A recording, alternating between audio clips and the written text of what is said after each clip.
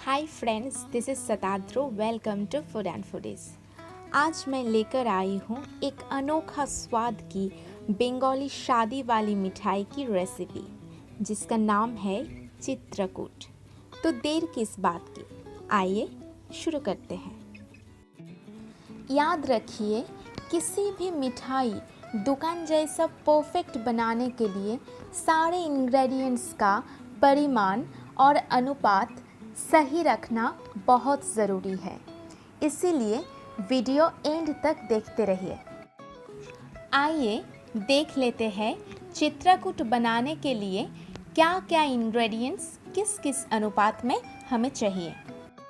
पानी को पूरी तरह से छान के मैं सूखा छेना लिया 100 ग्राम और लिया 50 ग्राम मैदा। चित्रकूट बनाने के लिए छेना और मैदा 2:1 रेशियो में लेना पड़ेगा। चाशनी बनाने के लिए मैंने 300 ग्राम शक्कर लिया और 300 ग्राम शक्कर के लिए चाहिए 150 ग्राम पानी। तो यहाँ पे शक्कर और पानी का रेशियो भी 2:1 होगा। इसके अलावा हमें अलग से 20 ग्राम शक्कर चाहिए। 3 छोटी इलायची का पाउडर बना लिया। इलायची का स्किन मैं यूज़ कर लूँगी, आप चाहे तो फेंक सकते हैं। 1/4 टेबलस्पून बेकिंग सोडा। छेना को अच्छे से छान के प्रेस करके इसका सारा पानी निकाल दिया। इसमें अब थोड़ा सा भी पानी नहीं रहा। अब मैं इस छेना को अच्छी तरह से मसल लूँगी। मसल लेने से छेना में जो दाने रहता है वो पूरी तरह से महीन हो जाएगा, एकदम बारीक हो जाएगा और छेना हो जाएगा पूरा स्मूथ। और इससे क्या होगा कि मिठाई बहुत स्मूथ एंड सॉफ्ट बनेगी।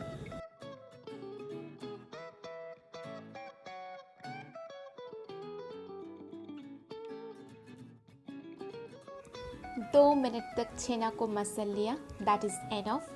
अब इसमें कुछ इंग्रेडिएंट्स ऐड करूँगी। 20 ग्राम शक्कर, मैदा, बेकिंग सोडा और थोड़ी सी इलायची पाउडर। अब सारे इंग्रेडिएंट्स को हाथों से मिला लूँगी और मसल के एक स्मूथ डो बना लूँगी। यहाँ पे मैंने शक्कर इस्तेमाल किया, इसका 2 कारण है। पहला कारण ये है कि डो बनाने के वक्त शक्कर इस्तेमाल करने से मिठाई फ्राई करने के बाद मिठाई बहुत क्रिस्पी बनती है। और दूसरा रीज़न है शक्कर बाइंडिंग के काम पे हेल्प करता है।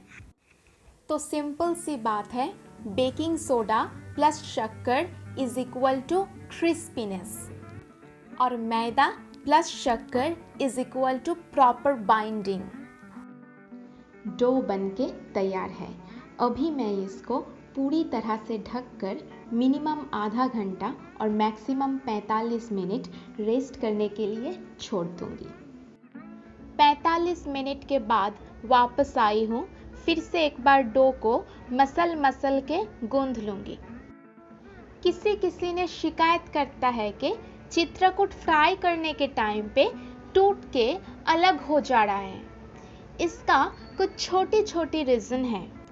एक है कि सारे इंग्रेडिएंट्स का प्रोपोर्शन सही होना चाहिए और दूसरा रीज़न ये है कि डो तैयार करने के वक्त कोई जल्दबाजी नहीं, धीरे धीरे मसल के डो तैयार कीजिए ताकि छेना में कोई लम्प्स ना रहे। अब एक इवन सरफेस में डो को बेल लेना है।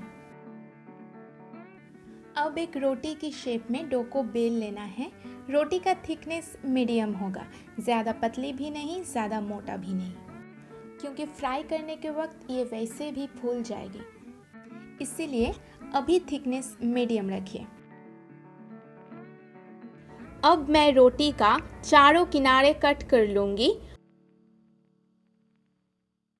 और रोटी को एक नाइफ के द्वारा स्क्वायर पीसेस में काट लूँगी।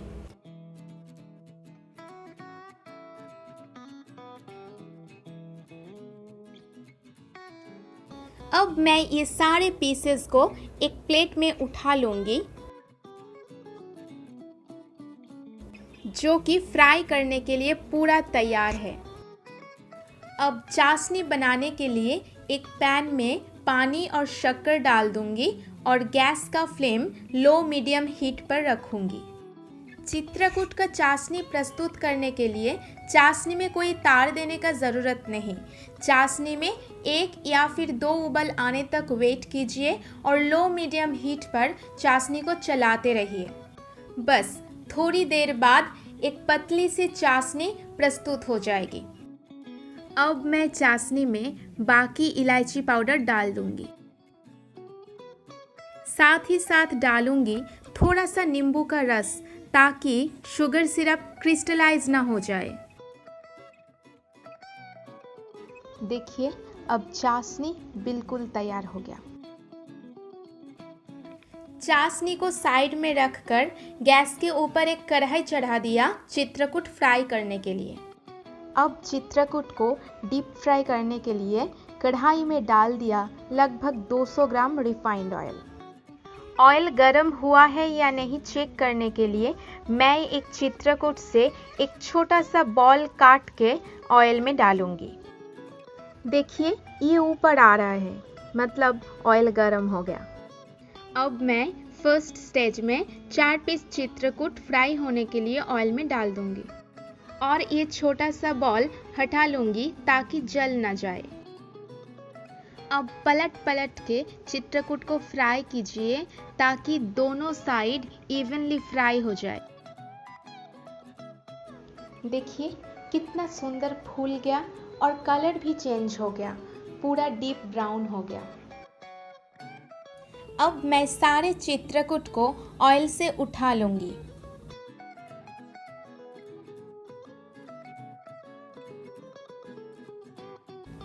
और तुरंत चाशनी में डुबा दूंगी। चाशनी में डुबाकर पलट दीजिए और प्रेस करते रहिए ताकि ये अंदर तक चाशनी पी जाए और ऐसे ही इसको थोड़ी देर के लिए साइड में रख दूंगी। अब मैं सारे चित्रकूट को इस तरीके से फ्राई कर लूंगी और चाशनी में डुबा दूंगी। चित्रकूट बनके तैयार है। अब वक्त है इसको अच्छे से गार्निश करके सर्व करने का। एक एक करके कुछ चित्रकूट प्लेट में उठा लूंगी और 2-3 काजू को स्लाइस करके इसके ऊपर डाल दूंगी।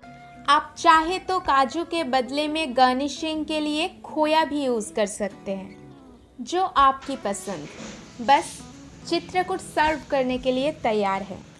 आज के लिए इतना ही। Take care, good night.